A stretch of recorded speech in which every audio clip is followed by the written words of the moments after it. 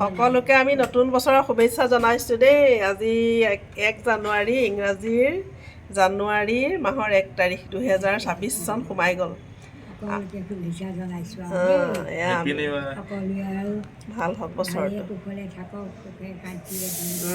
কাৰণ 2025 চনটো একেবাৰে বেয়াকৈ গ'ল ন। একেবাৰে আমাৰ চবৰে এতিয়া 26 চন, এতিয়া আজিৰ পৰা 2026 চন কেনেকৈ একদম চনবিলাক মানে গৈছে ন।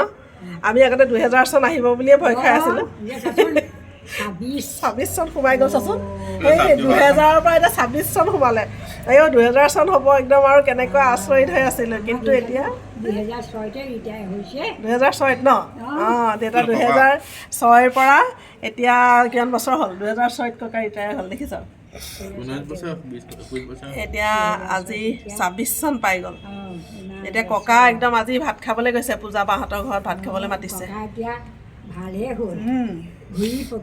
ককাই এতিয়া সামাজিক কামত ব্যস্ত আৰু এতিয়া নামত ব্যস্ত, নামতি। দেউতাই খুব ভাল পায় এইবিলাক।